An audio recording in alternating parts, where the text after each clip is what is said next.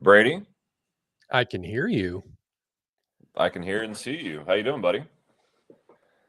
Going well, going well. I can hear you through my computer, not from where I'm supposed to, but I'm Uh-oh. not a I'm not a technology guy. As you can tell, me neither. This is like my second time setting this up. There we go. Okay. Yeah, all right. Yeah, we're live. Welcome into Red River North. Dave Myrick of the franchise. This is Brady Trantham. He is on our OU franchise post-game show. He's a bit of a renaissance man. He works for OU. He writes, he talks, he sings, he flies. Brady, how are we tonight, man, after getting just throttled by Texas last week? Doing well. Yeah, like it's always funny about OU Texas week. It feels like, the as soon as OU wraps up their game the week before Texas, especially if it's a game like Kent State, everybody by the second quarter is like, okay, let's just get to Dallas and the Cotton Bowl. And so it makes the week just drag and drag and drag and drag. And then afterwards, you kind of blink and you think, oh, it's Wednesday, it's Thursday. They play a game on Saturday. And then of course it's all the more heightened when OU is coming off a disappointing loss, because there's a part of you that thinks, oh no, they have another game this Saturday. And then there's a part of you that goes, well, I mean, they need a get back game. So, they've got an opportunity to do both, to either excite us or disappoint us. And that's the Oklahoma Sooner way in the 2020s.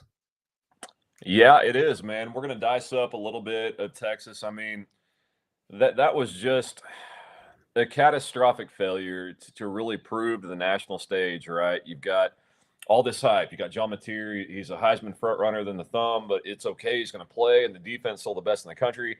And you got a chance to like wipe away two of the last 3 years that have really sucked. And everybody's saying you're outmatched in the SEC, and really prove Oklahoma is back on the national stage, the biggest stage there is in the Cotton Bowl. You have 2 weeks to prep. And that to me was just there's no other way I can put it than just a failure top to bottom of Oklahoma football from what we saw. Before going into that game, I think everybody was optimistic because you got John Mateer playing, right? You got the guy that's making the difference from last year to this year.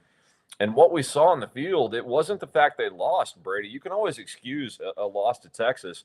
It's how they looked in the Cotton Bowl that is really bugging a lot of people, I think. Yeah, no question. An inept offense, especially in the second half. In the first half, they actually made for some opportunities, especially on third down.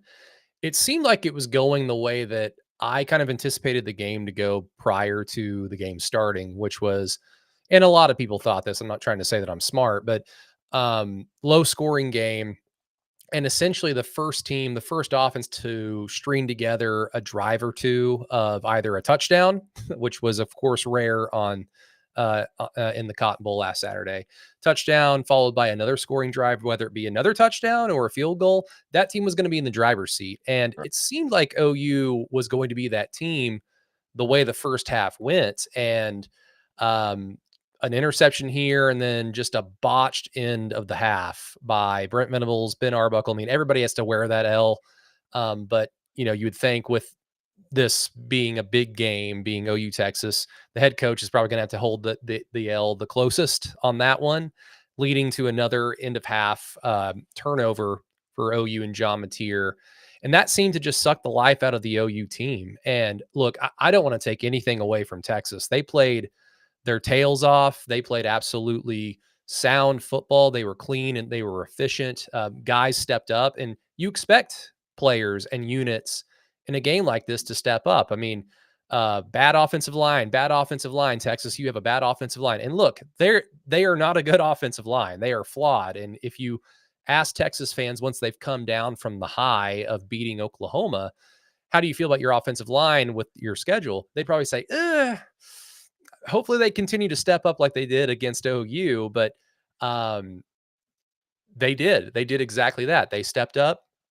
Arch Manning stepped up, and as the game wore along, what we saw in the first half in terms of OU's offense having some moments and stringing together some consecutive third down conversions just withered and died immediately. I mean, they had the ball one drive and 3 plays in the third quarter, and that was all she wrote. Yeah, man, I think we're with each other on this. That debacle before the half to me turned the tide of the game. I mean, you've got your foot on the gas, you've got a pretty good drive going, you're in plus territory, and then you just stop for whatever reason with a timeout in your back pocket. Everybody's talking about it. The announcers are like, "What are they doing?" The crowd's going nuts, and you come away with nothing because you put your offense in a spot with no timeouts at that point in 10 seconds. You've got to throw it in the end zone, or burn it. Texas isn't stupid. They know that. They're back in coverage and pick the football off. I thought that turned the tide of the entire thing.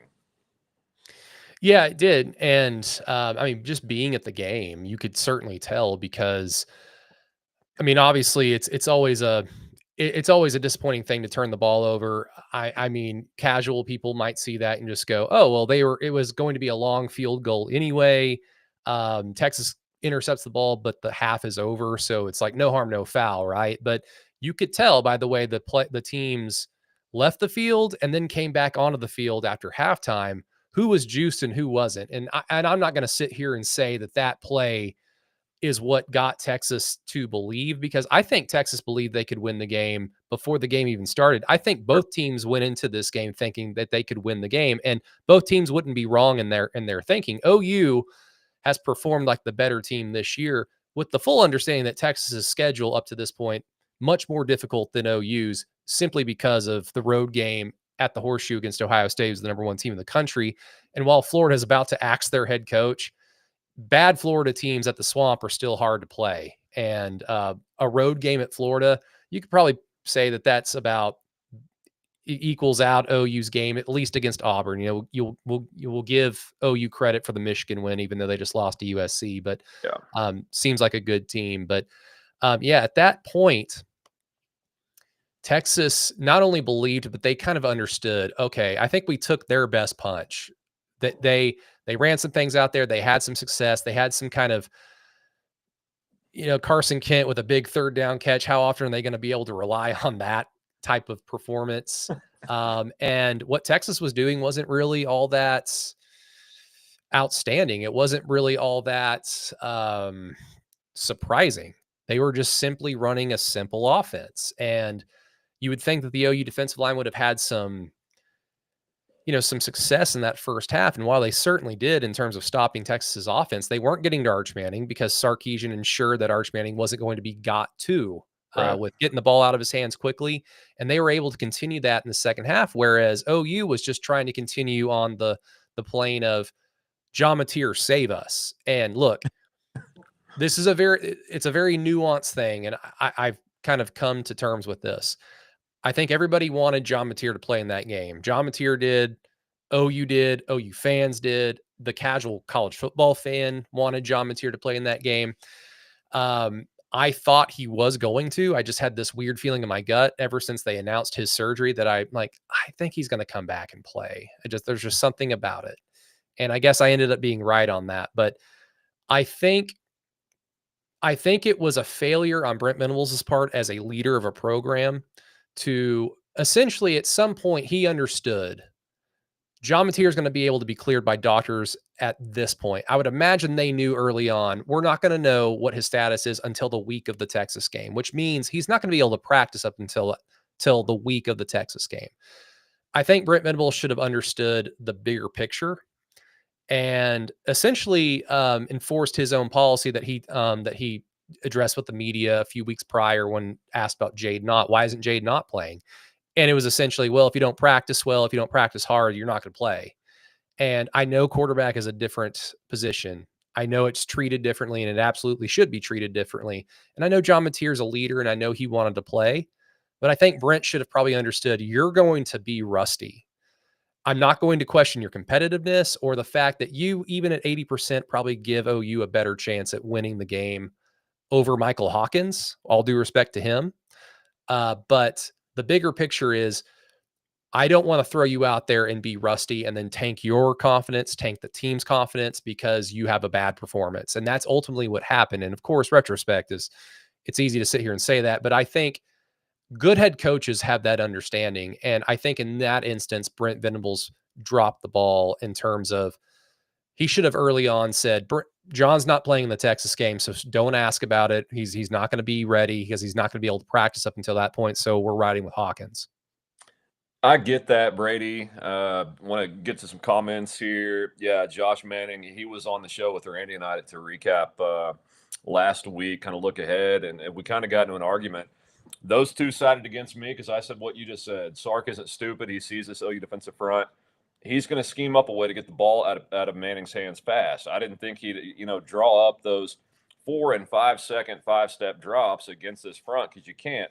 That's what the guy did. He's a good coach. He outcoached Brent Venables again, third time in 4 years. William Davis, shout out Trantham and Myrick. William, thanks for being here.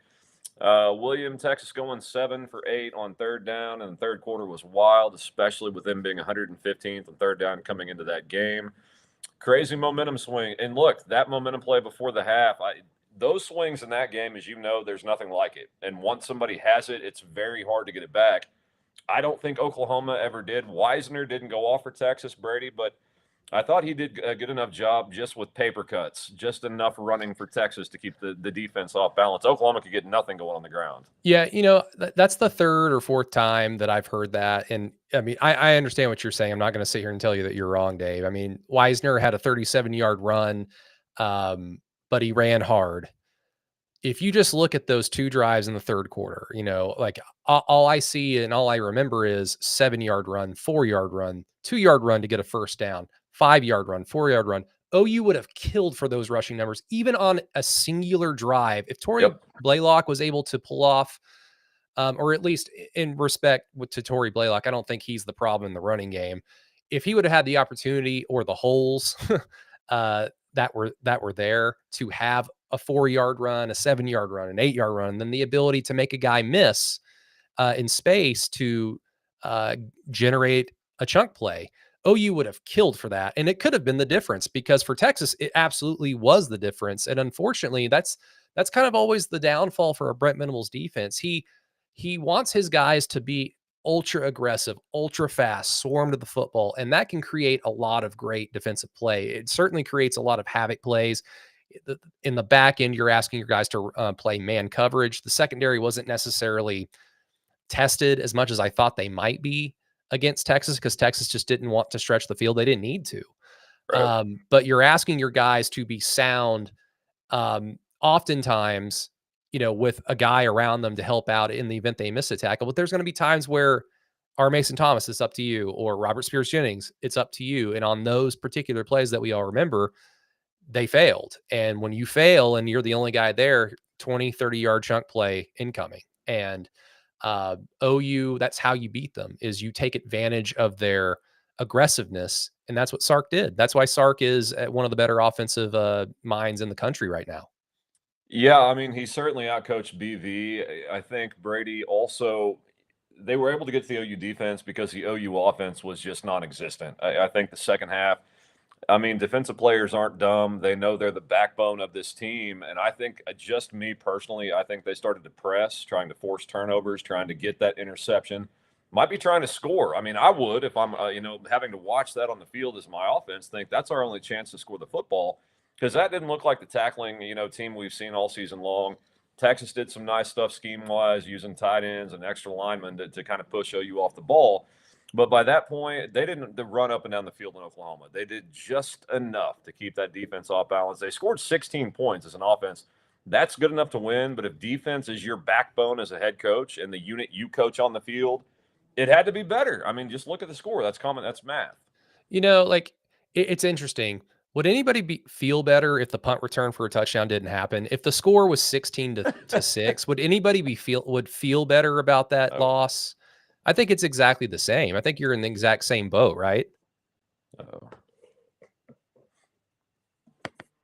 kaboom. Did you lose me? You're back. We're good. No, well, I was just saying, if you didn't hear it, um, if the punt return for a touchdown didn't happen and the final score was just 16-6, would anybody feel better? I mean, because all the same things occurred Right. up until that point. I mean, when OU threw that third touch or third interception, and then they had to even punt that on the drive that led to the punt return for a touchdown. At that point, I felt in the stadium, everybody kind of did around me, that there's like zero hope that this can get pulled off.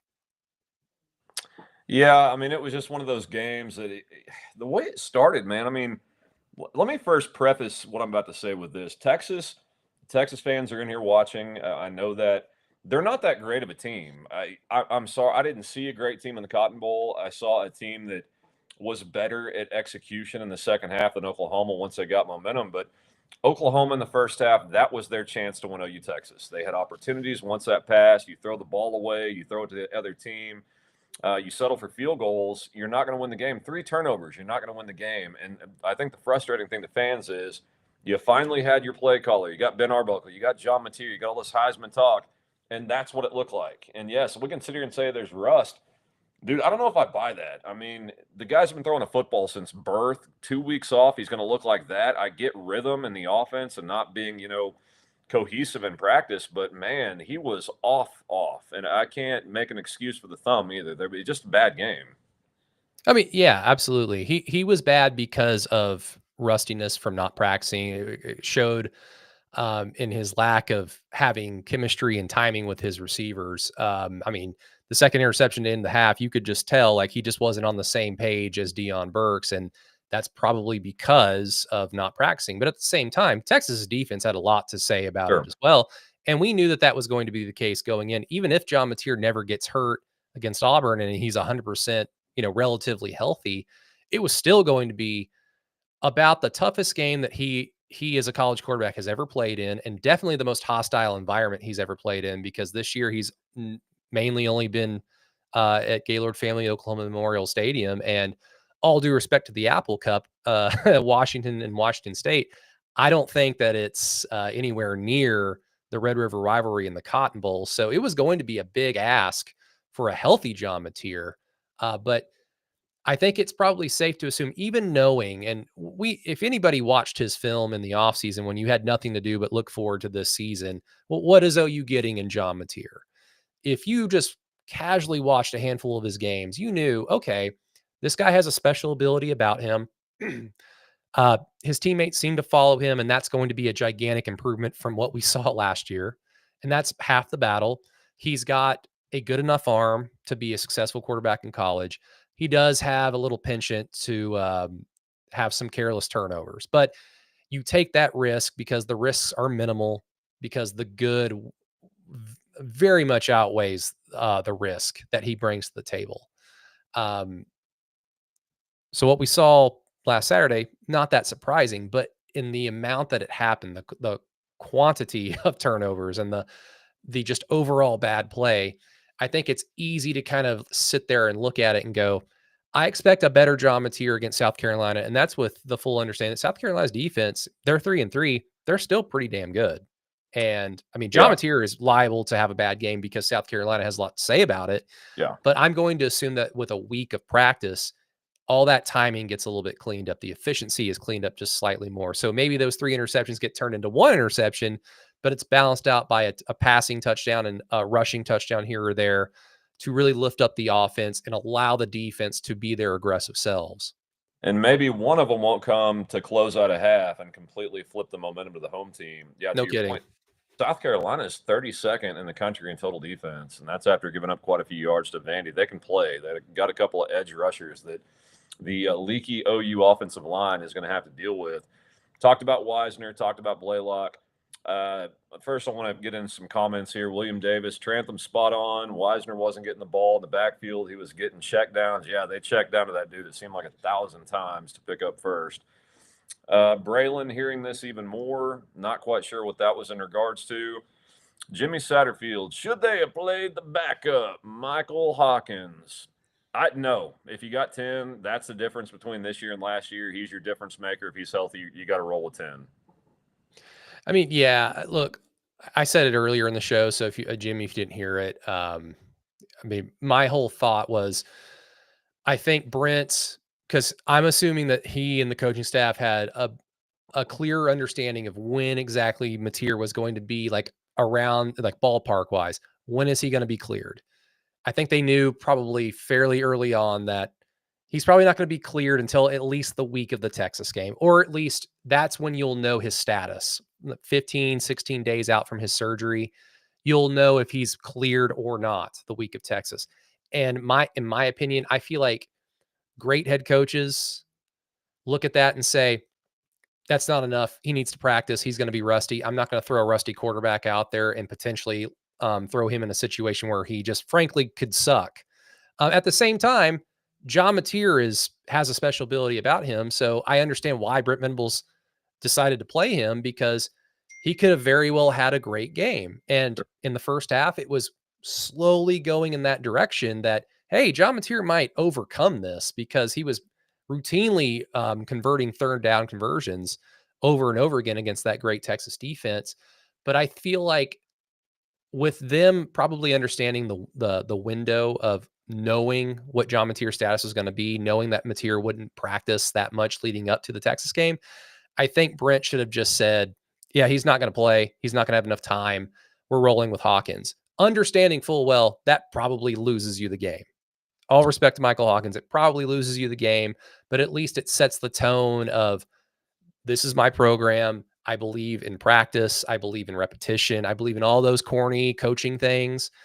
And it also allows John Mateer to kind of like, I'm going to relieve you of the pressure of feeling like you need to come be the hero. You can be the Right. hero against Ole Miss, because we're going to have plenty of opportunities for you to be a hero. But the Texas game, off of 2.5 weeks at the least of not practicing, not in that game. Yeah, he's got a chance to be a hero down the backstretch, a lot of them. But going into Texas, I'm torn on that, man. I see why Brent and the offensive staff, they want to beat Texas, right? You've been beat down, what, 45 nothing, 34-3, 2 of your 3 years. You're tired of hearing that. You know your fan base wants the dub. You got this guy in to play and win games like that, but just the rush back factor was going to be too much. I mean, the more I think about it, that's a tough ask for a quarterback, not to mention the fact Oklahoma can't run the football to help him out at all. A surprising thing to me this year with John Mateer, was really good with explosive passing plays last year at Washington State. That's not been there for Oklahoma. So you're kind of condensing a box that's already pretty small because you can't run it, you can't throw it over the top, and he's having to operate just within that kind of gray area. On top of the fact you're going up against a top 5 total defense in Texas, all of that spells disaster for what we watched, Brady. But I did want to touch on, all right, Braylon kind of solidified his comment here. Hearing this even more, why isn't Venables and his god awful defensive coaching fired? Well, Braylon, if they lose the next 5 games, you'll have your wish. He won't be at Oklahoma. So, Maybe. Brady, come on now. Maybe. Uh, I mean, yeah, I don't think OU's got Adidas backing them up to help pay a buyout. So yeah, it's a big number. It's a big number. And look, in this day and age of college football, do you really want to start over and watch, 75% of your roster and your entire recruiting class disappear out the portal? That's a tough question. They're going to have to ask themselves if things go south here for Oklahoma. But the South Carolina game, to me, you and I have talked, I think, preseason. This one to me was the second most important game on OU's schedule this year after Michigan, because where we're at, exactly. We all said it, right? Make it to Dallas undefeated. Good job, mission accomplished. You'll be forgiven, whatever happens in that game. But South Carolina is going to show us what this program is under Brent Venables or not. If they go win it, take care of business like they should. It's the last game you look at on the schedule and say, yeah, they can win that. That you think and you talk yourself into believing that, looking at the rest of the teams. So if they go do it and come home, you're like, you know what? I think he's turned a corner. He does have a good, rock base in Oklahoma. They're starting to believe and do things the right way. You lose this one with what the back half looks like, and that does not set up well for Oklahoma this year. Yeah, it's certainly a frightening place to be in, for, I guess, Two reasons. One, I expect them to be 5-1 at this point. I expect them to be 5-0 going into the Cotton Bowl. I did not expect Texas to be 3-2. I think that record really, Texas isn't a great team. They're not a bad Sure. team. They're a good to great team. They've got the capability to be great, especially if Arch Manning is able to build off this performance. He's talented enough probably to lift that offense up, but they're going to be undone by the fact that they can't run the ball, that they can't really protect Arch Manning that long and allow for those long developing plays to occur. That'll bite them. They've got some tough games coming up, so we'll see. But they're certainly on track next year to be a much better offense, and so we'll see what that brings them. But South Carolina, the other reason why it's kind of frightening is because Brent Venables is the head coach, and he has not fared well You after the you can Texas stop game. there. You can. Yeah. He is not he's not fared well. But I thought the South Carolina game in the offseason was the true compass game, because if I expected them to be 5-0 going into the Cotton Bowl, I thought, okay, well, Texas is probably going to at least have one loss. How good is Arch Manning? They're replacing their entire offensive line. Who knows how good John Mateer and Ben Arbuckle are going to be, like, right off the bat. You know, it could lead to an OU victory. Okay, well, Brent Venables, how do you lead your team on the road in the SEC following an emotional win in the Cotton Bowl if you're 6-0? You need to answer that Sure. question. If they answer that question well, that would tell me that this team is very serious about winning. They can still kind of give me that impression following a loss to Texas, because how do you go on the road in the SEC and lead your team into a hostile environment? It's not their stadium at night, but it's still a hostile environment. Um, how are you after a disappointing emotional loss to Texas? If this team is serious about winning games this year, they will win the game on Saturday. And it's not necessarily because, oh, this is the last quote unquote winnable game on your schedule. With OU's defense and John Mateer's, I think, special ability, like, he's not the most efficient guy in the world. He's not the most consistent guy in the world, but he does have a special ability about him. With those two things, they're going to have a chance in every game, but they equally have a chance to lose in all these games. And that has more to do with the fact that Ole Miss is pretty damn good, and Tennessee's offense has the capability to be explosive, and LSU's defense is just as good as Oklahoma's potentially. And they're just, waiting for that offense to kind of get going if it ever does. And then Alabama, if you can avoid them shellacking you in the first Right. half, you'll have a pretty good chance. So um, we'll find out what this team is made of. And it's just interesting that it's a crossroads potentially from last year, where they were 4-1 going into the Cotton Bowl and they get destroyed. Wasn't even close. Backup quarterback. Then you go back home and you play the same team, South Carolina, who I thought was much better last year in terms of their roster talent. And that game is over in 6 minutes, 6 earth minutes. And that kind of set the stage for the rest of that season. Oh, nothing's going to save this OU team. This isn't like, and I'm not doing the Brent Venables thing talking about the Big 12, but it's not like past seasons where they would have a loss to Texas, but then pick their momentum back up with consecutive wins after the Texas game. That wasn't going to be the case last year. They have a chance to kind of flip that script with the same team and kind of like right the wrongs of last year going into this Saturday.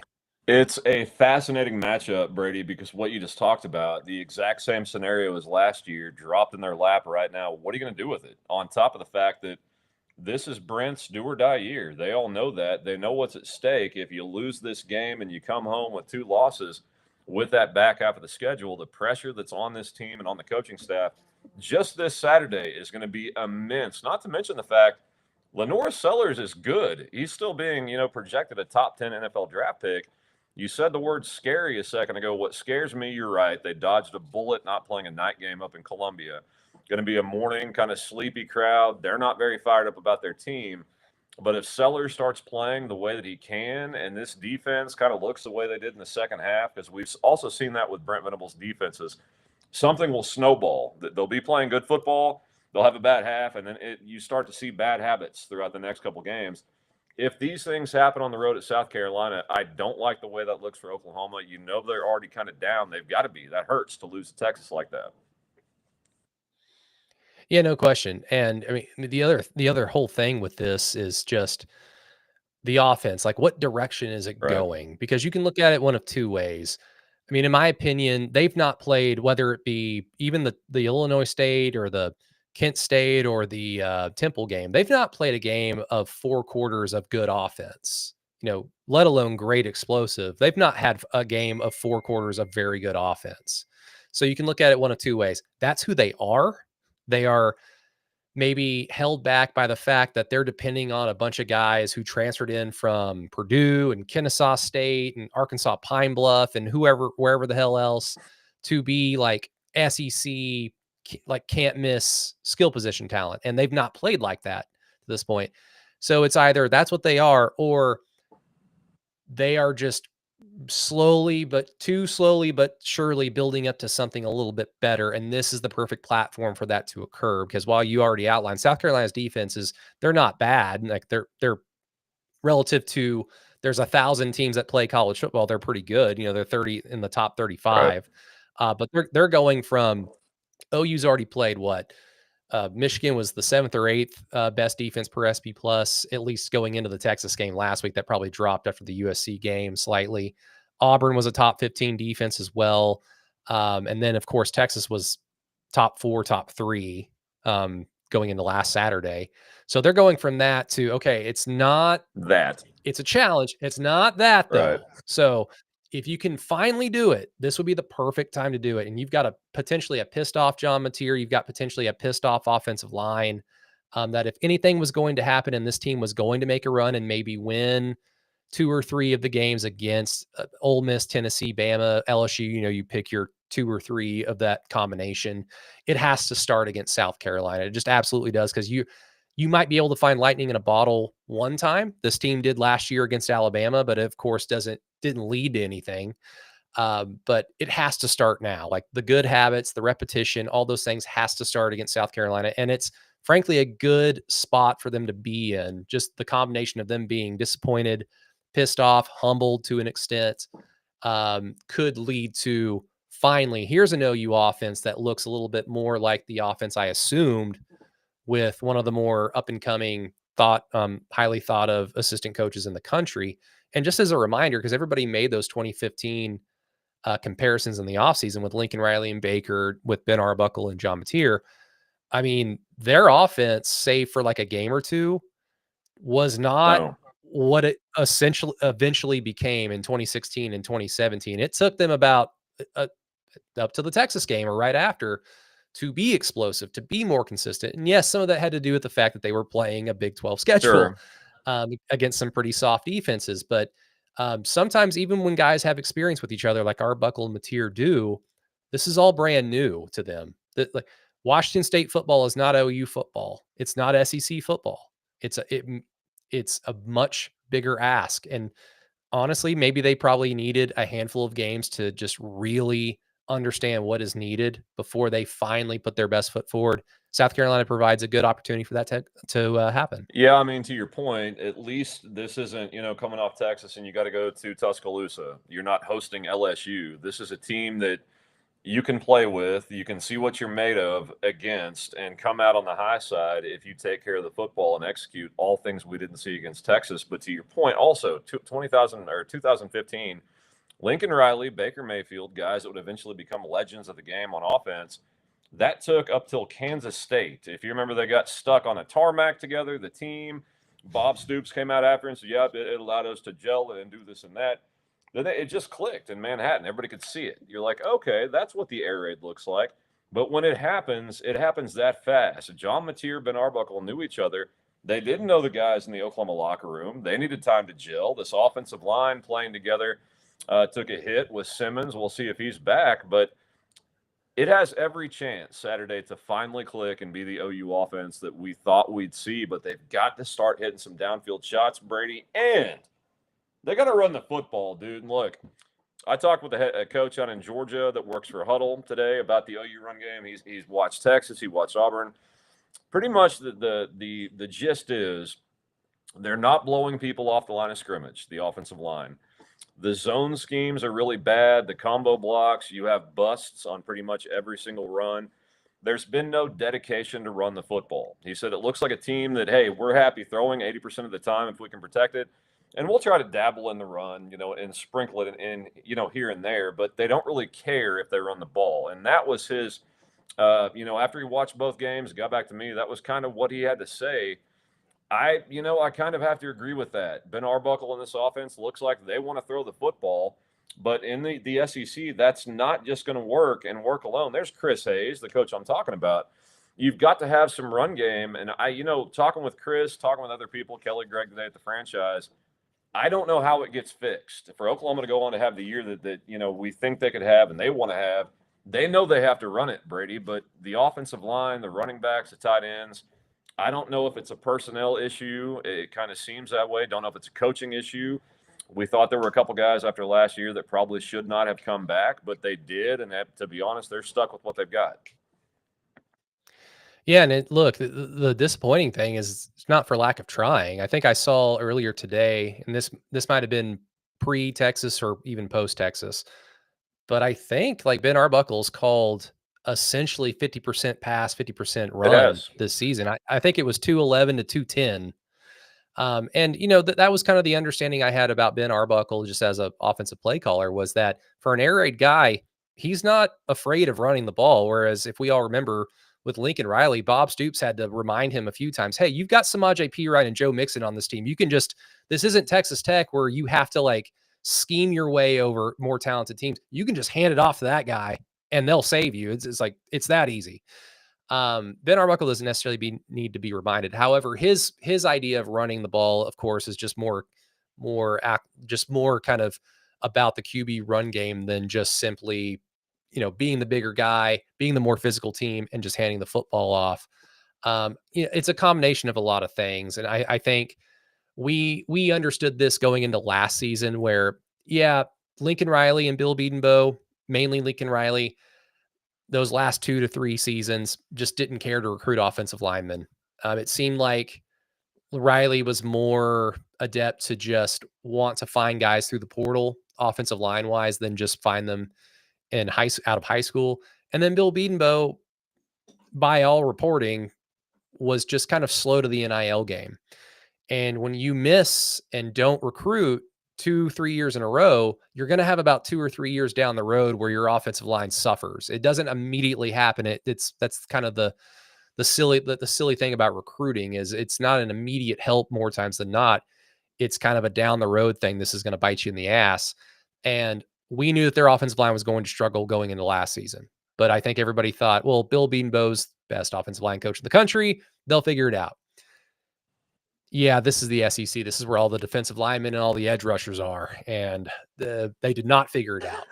And while I thought that the offensive line was going to start from a much better place this season, I had this understanding that it's still nowhere near where they need to be. It's still nowhere near the standard of Oklahoma offensive line under Bill Bedenbaugh when you think about that. Because again, just like their skill position guys, they're relying on transfers from Stanford. They're relying on transfers from Western Carolina. They're relying on transfers from North Texas. And Febechi Wiwu he's probably been their most consistent offensive lineman. With all due respect to that, OU's offensive line in the SEC needs better than that. And the combination of all these guys, and then, of course, when you factor in that they're having to play Michael Fasusi, and I tend to think that even on a good offensive line, Michael Fasusi would play his way onto the field. Agreed. He's going to be good. And I liked a lot of the reps he had against Colin Simmons. Colin Simmons won his fair share. He had 2.5 sacks against OU, but I didn't necessarily think that, oh boy, Fasusi's way out of his depth, and it's showing. He's going to be good. He's already proven to be. But at the same time, you're having to play an 18-year-old true freshman for a reason as a starter. And OU's offensive line wasn't going to be back to somewhere closer to what we think of under Bill Bedenbaugh, at the very least until next season. And as we all know, the recruits are at least verbally committed at this point. That talent is slowly going to be making its way into the program, but it doesn't help them now. And that's the silly thing about run blocking. Maybe I'm completely wrong. And Chris, please tell me if I'm wrong, but just from my perspective, run blocking isn't necessarily something you get better at in season. Oh, can you hear me? Uh-oh. There you are. Can you hear me? You're good. Yeah. And maybe I'm completely wrong about this. So Chris, tell me if I'm wrong. But from my perspective, I don't think run blocking is something you necessarily get better at in season. I think you can get better at pass blocking just because it's just by sheer virtue, it's a little bit more passive. If you can't run block, if you can't physically move somebody off the ball, that doesn't just change overnight. So they're going to have to figure something out. They're going to have to be creative. And unfortunately for John Mateer and his bodily health and safety, they're going to have to rely on him to just put his body in harm's way because that's the only way they're going to be able to run the football. Yeah, I mean, you gain a blocker when you do that. They tried it 8 times out of 13 runs in the first half against Texas. Not very successful because what we're talking about, this O-line just cannot move anybody, Brady. And the technique, as Chris was telling me earlier, it's more geared towards pass blocking. That's what they want these guys to be efficient at, and it's almost like the run is an afterthought. And I don't know if the quarterback run game being mixed in that much takes away from the rhythm, that a running back might have on offense, but the running back rotations, I don't see how anybody gets into a rhythm in this offense. When you're playing Xavier Robinson, one series every other game, he's supposed to come in cold against Texas and start. I don't understand that. I don't understand why Blaylock, is now named the starter. Great, then stay with the guy. Let's see him have 15 carries behind this offensive line and see if they can move some people off. I'm with you. I don't think we start seeing that, especially now that SEC play is in full tilt where the defenses get better and not worse. I don't know what they're going to do. John Mateer is good. Is John Mateer good enough just to go 5 wide and say, okay, 10, you're our guy, go win the game? I think he is, but I think he needs some help in spots. I mean, Jaron Kanek has been awesome at tight end, but for whatever reason, they cannot get guys open over the top of the defense. And I think that has been a big hindrance to this offense. Top to bottom, want to get some points here. William Davis on the comments, not defending Brent, but if the OU finishes 6-6, 7-5, do they fire Brent? Well, Joe C is also leaving, trying to find a coach, and an AD doesn't seem like the summer they want to have. Probably not. That's going to beg the question of who's going to be the more influential voice in the room in this new era of how OU is going to be hiring Yeah. coaches. Like, is it the athletic director or is it the general Yeah. manager? Because in the pros, like it's the owner and the general manager who make that call as to hiring the head coach of your team, of your franchise. College is, obviously unique and different. How influential is the athletic director going to be after Joe Castiglione? If Joe Castiglione is here, then yeah, like he's going to be an influential voice because he's Joe Castiglione. So I don't think that that's what Joe C would want to do on his way out. That would be kind of a big. I don't necessarily want to end my career in that or in my legacy with that, but sometimes your hand is forced, unfortunately. Yeah, I don't think he'd want any part of that, Brady. I'm not sure Oklahoma. I mean, look, you know where I stood on every post game last year. I thought Oklahoma should make a move. Now, I don't know. I look at Brent. He's got one side of the ball done, man. This is a national championship caliber defense. It's a type of defense that wins you titles. He just has to continue to build the offense. I think he made a mistake when he got Ben Arbuckle in by not sitting him down and saying, hey, the cupboard's empty. You've got the pick of the litter nationwide. Fill out your staff with guys that you want that fit your scheme in lieu of keeping his OU buddies. And that's holding them back right now. I mean, yeah, comments are rolling in. Without a run game, points will be hard to find. That's right. And we got bad news for you. It's not going to get better throughout the season. So it's going to be up to 10. If he plays well, the offense, I think, will play well. If he doesn't, they won't. Yeah, and OU's going to have a good day. They had a good day against Alabama. It's just going to be all about whenever they do have that good day, can they build Right. off of it? And if it just comes down to, like Chris mentions, like mentality, with the full understanding that that is programmed into you through winter conditioning, summer conditioning, fall camp. So you can't even if you find lightning in a bottle, it's not like your mentality is going to change. But there's something to be said about confidence and just we did this last week. Now let's go do it again. Because yeah, you're not going to be able to rush for 250, 300 a game. But if OU could rush for 150, 175 a game, that would be a world of difference. And I don't think that that's asking too much, especially when you consider that they're definitely not playing a better defensive line. All due respect to some of the talented defensive lines on their schedule, they're not playing another defensive line like Texas has. So, hey guys, you were awful last Saturday. It's not, the challenge won't be that difficult. You're not having to worry about some creatures on the defensive line plus Anthony Hill, or plus Michael Taft like coming through and trying to rush through a run or a gap. So um, the task won't be as daunting, but you just got to go out there and do it. Otherwise, if you don't just extinguish any thought you might have about playing in the NFL, because they're fast and big and strong too in that league. And if you can't do it here, you ain't got a chance at at the next level. A big challenge awaits Oklahoma the rest of the year. It's going to start this Saturday in Columbia, South Carolina, 11:45 kickoff. Chris, run blocking is an art, requires you to physically change the thought process. It's a mentality that is instilled in the preseason. Trying to change those philosophies now will be tough, if not impossible. I get it, and I think a lot of us were guilty, Brady, of the Bill Bedenbaugh effect, right? You're like, the guy, we've seen what he's done, right? He's had a Joe Moore Award winning offensive line. He's had some of the best O lines that Oklahoma's ever had. He's pumped Pro Bowlers up in the league. He's got to figure it out, right? I don't care where these recruits are from. They're from Appalachian State, North Texas. So what? They've got Bill Bedenbaugh, but I'll tell you what, the talent gap between the Oklahoma offensive line and the SEC's D line is too noticeable for year 4 of a head coach, and that's just as blunt as I can be. Yeah, and there's I've had the thought for the longest time that when the initial hire was made, maybe those in charge just maybe assumed that the offense would always be Oklahoma good, and with the full understanding that, yeah, I mean, they're going to take a little bit of a dip without Lincoln Riley, because Lincoln Riley he's a offensive genius. And you're losing Caleb Williams, but this is Oklahoma. Like, the offense is always going to be awesome. So Brent, you just need to fix the defense. And that's not necessarily something I think after each Oklahoma loss. It's something that I think even after wins. And it's because of moments like we saw at the end of the first half where, John Mateer is waiting for a play call. Like, what are we doing, guys? There's 30 seconds left. There's plenty of time to either call a timeout immediately and discuss, or do we need to just run some quick out route, get closer? What do we want to do? And Ben Arbuckle at the same time is waiting for his head coach to be his boss because he can't call timeout.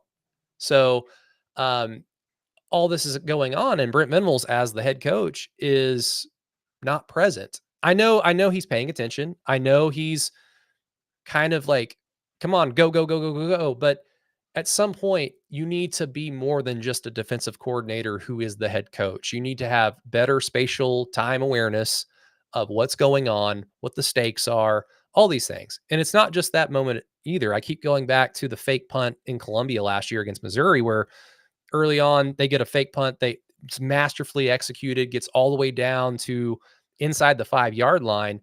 And OU sideline is losing their minds, and rightfully so. They just ran a successful trick play that almost scored, but you get a delay of game because nobody is ready to run the next play. And Brent Venables is like, I remember from the broadcast, he's losing his mind too. And I just kept thinking, and this isn't to say that every coach should be like Nick Saban, because of course everybody would want to be like Nick Saban.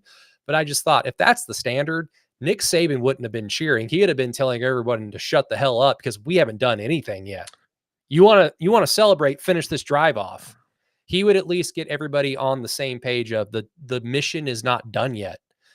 And I don't know. It just seems like, yeah, that's what a coordinator does. Coordinators lose their minds and get hype with their players for the most part. Not all the time, but I think more times than head coaches, you see that.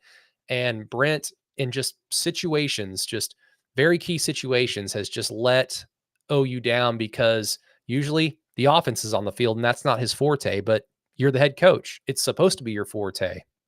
Yeah, that's what's disappointing, Brady. I mean, it's year 4, right? I think everybody that loves Brent Venables, the man, and how can you not? He's about the best guy you could mold to be around young men and kind of put them up to learn stuff beyond football, but there has to be wins, right? So you think in the back of your mind, all right, 3 years, 4 years, he'll get it. Something will click. And we all said going into this year, the in-game management, the paying attention, the details that happen within games have to be better for this team to turn a corner.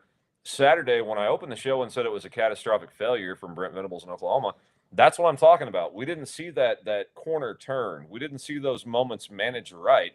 And in year 4, I keep going back to that as well. That's when you're supposed to have your program, the apex of your program as a head coach. You get 4 years to do it.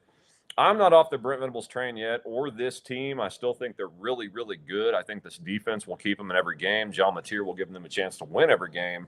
But that kind of stuff is still concerning to watch from a guy who's been doing this a very long time and now 4 years as a head coach in Norman. Yeah, and look, OU is not a place that, frankly, you should be learning on the Agreed. job. It's too big of a gig. And I mean, this was kind of the thought even for the offensive coordinator spot when Josh Heupel was the OC in Norman, where that was his first opportunity to be an offensive coordinator. And while Josh Heupel has proven to be an exceptional offensive mind and an exceptional head coach in college football, he was not that guy, 10 years ago. He had to learn to be that guy. OU is not a place that you kind of cut your teeth. And that's what the full understanding that Bud Wilkinson wasn't a head coach prior to his time coming to Norman. He was an assistant coach. Barry Switzer wasn't either. He was the offensive coordinator and took over when Chuck Fairbanks left. Bob Stoops was a first-time head coach as well. There are times where okay, this guy has at least proven it at that level, at this level from from a defensive coordinator and offensive coordinator perspective. With Brent Venables, it's a unique situation because you can casually say the same thing about his defensive coordinator resume, but his defensive coordinator resume is just, you're talking about nearly 20 years. Yeah. And at no point did he ever want to be a head coach, or was he ever seriously considered for head coach? I know he had mentioned the Auburn job a few years prior, but it just kind of, the question is begged, why wasn't he a head coach ever before? And if he isn't, maybe there's a reason for that. And just weird circumstances. And maybe he was just happy with being a defensive coordinator.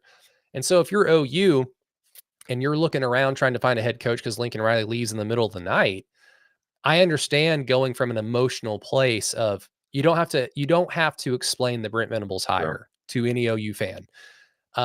Given how the fan base's feelings were kind of hurt, that injected a lot of pride and excitement. And I'm not going to sit here and question the hire because that's silly. That's silliness because, of course, it's easy to look back and say now with the knowledge that we have now. But I just keep going back to the thought of, you don't have to explain Brent Venables to the fan base. You'd have to explain Dan Lanning, because most people probably wouldn't be familiar with who Dan Lanning was, or he was the Georgia defensive coordinator. And this is why it's great. And this is why it's kind of in line with all the past great OU head coaches who were previous coordinators and then became head coaches early on in their careers. You'd have to explain that. We're here now and we're still, hoping and saying things like the jury's still out for Brent as a head coach. And look, they can win on Saturday and everybody could feel a lot better about things. And I would certainly say that that's a very big win for Brent Venables. He has killed a few narratives this year. I mean, Michigan was a big game and he won that game. So he deserves credit. Auburn was a big game because last year, anybody with an OU connection whatsoever had their field day against OU last year. And Jackson Arnold had anything but that in Norman. So he's killed some narratives. He unfortunately didn't do that in the Texas game, but you rebound and win at South Carolina. Okay, you seem to be a good team. You've at least distanced yourself a little bit from the bottom half of the SEC, and that's a much better place to be in than where they were last year. So that would still be a good step in the right direction for Brent if they're able to get a win this Saturday. Yeah, no doubt about it. That's why this week to me is, I mean, it's vital. We had somebody, I think Jimmy Satterfield, say it's a must win in his opinion. You're not alone. Everybody thinks that if this, team goes on to do what we think they can, what they want to do, it's got to start right here. No more excuses. As Bob Stoops used to say, we'll see what happened. Chris Hayes, paradigm shift, talking about running the football. Teams moving away from the pro set scheme. This spread air raid has hurt the run game mentality. It's not sexy anymore to line down and run the ball 75, 80% of the time. No, it's not. And in my opinion, you couldn't do that in big time college football and win anymore. Not against the best defenses. You've got to adapt. It's an offensive game now. I understand that. And Oklahoma's been stung by it. I mean, running out of the shotgun, a defensive tackle loves that because the running back's flat footed. He can make a move on the wrong side of the gap and still have time to adjust before the running back gets the ball. If you're in the I formation, you're in the pistol, that's coming at you from any angle, a little bit tougher to defend. So I see what Chris is saying.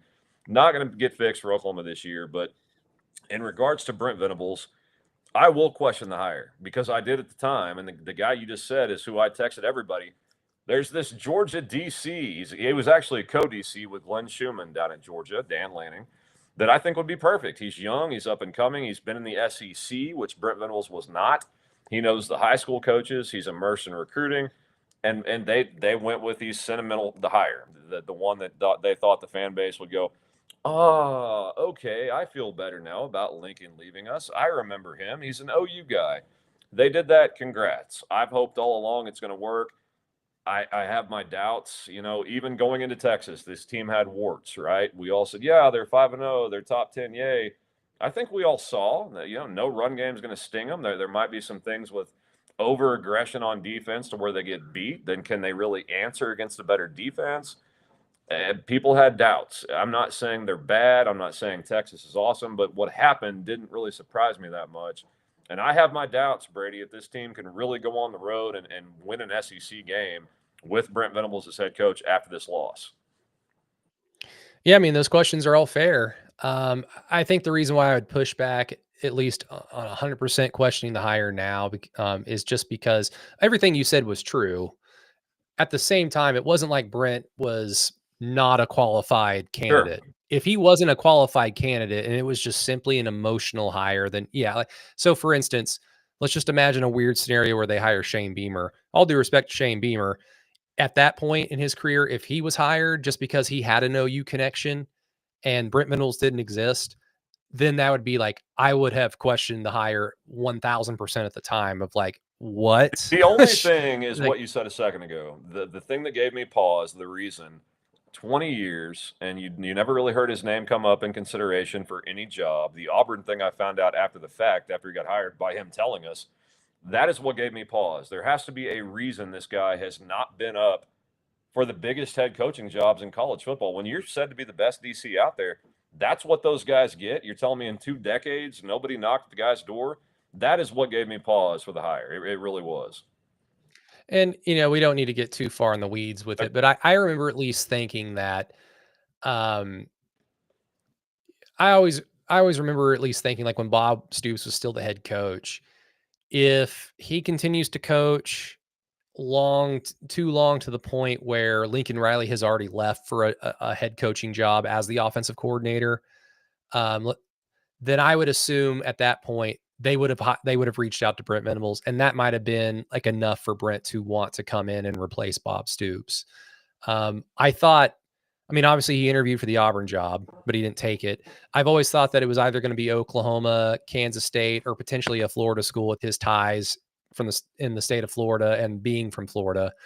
Um, it was going to be one of those 3 opportunities that he would actually be a head coach, and those opportunities didn't really ever come about. I know Kansas State hired Kleiman, and they were up for it. I don't know if he interviewed, but maybe he did, just like he did for Auburn, and we didn't know about it until he just explicitly told us. Yeah, you're right. We won't go too deep in the weeds about that. Not yet. If discussions have to be made later down the road, I'm sure we'll come back to make them, Brady. But before we wrap up here, we've already stated very important game upcoming, Columbia. Look, as much as it pains me to say it, just because the track record is not there with this head coach, I do not see Oklahoma going up there and winning. I hope I'm wrong, but I gotta roll with the Gamecocks in this one. Yeah, man, you can really go either way with this because there is a lot of history pointing to what you just said. At the same time, that you get to a point where, okay, all that evidence and all that history is just what you are, or all that evidence and all that history was just building up to you finally turning the corner. If they turn the corner, it's going to be this Saturday. And the reason why I think they have the potential to do that, not necessarily full on, it's going to be the Brent Venables era if they beat South Carolina, but at least for the time being, okay, they've opened that door. I think the reason why that could potentially happen is I expect John Mateer to be more efficient with the football. I expect him to be closer to the version that we saw in the Michigan game than we saw anywhere near the Texas game. And so with that understanding, with OU's defense and John Mateer being slightly better or just better than he was in the Texas game, that should balance out any potential Lenora Sellers awesome play, handfuls of plays here or there, because he's a special talent. I think with what South Carolina lost from last season is going to bite them.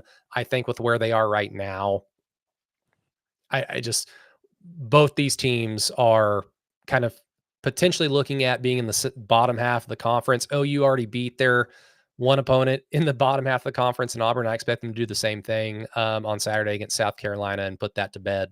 I don't hate that. You just said it. There are reasons you can take both. Completely understand anybody that takes Oklahoma because number 10. I mean, when he's healthy this year and in rhythm and practicing, he's been the difference between losing at home to Auburn and Michigan and getting those wins. He should be healthy and good to go this week. So I can't hate it. I'm just going to have to see it, and I hope that we do, Brady. But, man, thanks for filling in tonight. You've been outstanding. Of course. You want to tell everybody where they can find you, where they can look you up? Yeah, Through the Keyhole, that's my podcast that I do with Peyton Guthrie, Alan Kinney, and Matt Burton, your coworker at the franchise. We do podcasts everywhere you listen to podcasts. We've got the free one on Tuesday. We've also got a website, keyholepod.com, and then a Patreon page where we put a bunch of extra podcasts and articles, patreon.com/through the keyhole, if you're so interested in extra OU content. And then, of course, just about a month ago, I started filling in or, helping part-time on Sooners on SI with John Hoover, Ryan Aber, Ryan Chapman, and Carson Field. So I think I've got a story posting tomorrow around noon, and it's just kind of about how OU was in this situation last year, losing to Texas, going on, and then playing South Carolina. Now they've got a chance to kind of right those wrongs. So look for that story on Sooners on SI tomorrow around noon. I'll look for it, but send me the draft tonight. I want to read it before anybody else does. It pays to know people, right? Of course. Yeah, Brady, appreciate it as always, guys in the chat. Thank you for watching tonight. Be back next week to hopefully talk about Oklahoma rebounding on the road. For Brady Trantham, I'm Dave Myrick. We will catch you guys next week.